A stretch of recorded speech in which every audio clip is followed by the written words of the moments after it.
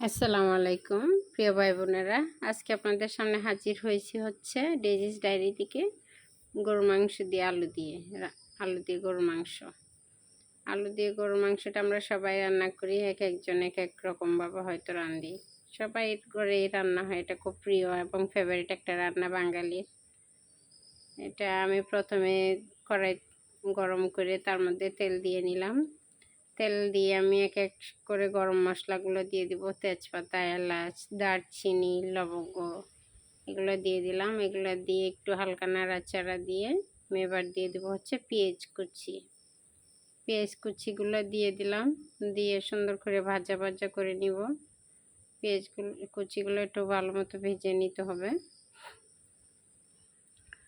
ভাজা ভাজা হয়ে গেলে আমি এক এক করে মশলাগুলো দিয়ে দিব।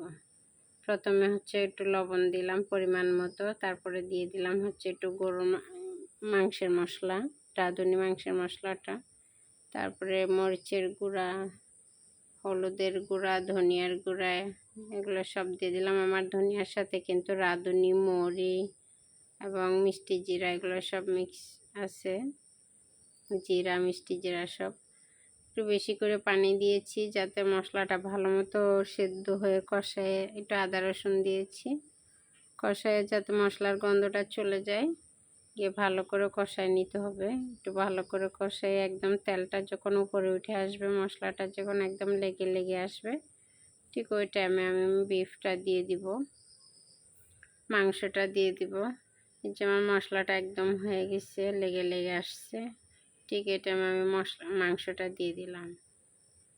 মাংসটা দিয়ে সুন্দর করে নাড়াচাড়া দিয়ে অনেকক্ষণ সময় নিয়ে কষাইতে হবে, কারণ গরুর মাংসটা একটু সময় নিয়ে কষাইতে হয়।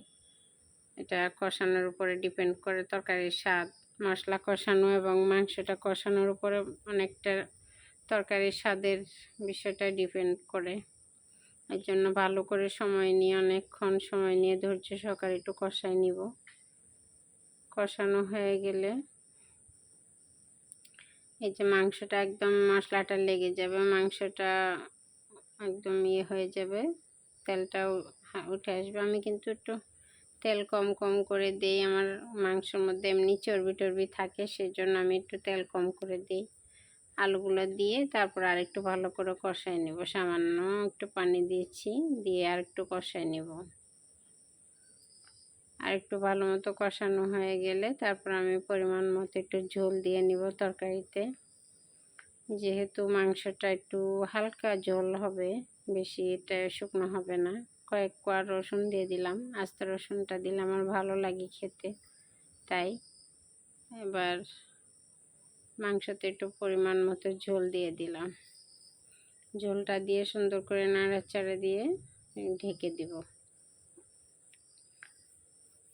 আসলে গরুর মাংস সবার ঘরেই রান্না হয়, সবাই আমরা রান্না করি, সবাই জানি, এটা শেখানোর বা দেখানোর কিছু নেই। তবে এক একজনেরটা এক এক রকম একটু হয়তো ভিন্নতা থাকতে পারে, যার যারটা যেভাবে এক একজন হয়তো আমরা এক একভাবে রান্না করি। একটু সরিষা বাটা দিয়ে দিলাম, সরিষার বাটাটা দিলে তরকারির গ্রেভিটা সুন্দর হয়, স্বাদটা ভালো আসে। আমার সরিষার সাথে অবশ্যই একটু বাদাম আর সরিষা একসাথে পেস্ট করা আছে। এই যে মাংসের ঝোলটা প্রায় শুকায় এসছে, আর একটু শুকনো শুকনো হয়ে গেলে আমি নামিয়ে নেব, পরিবেশন করে দিব।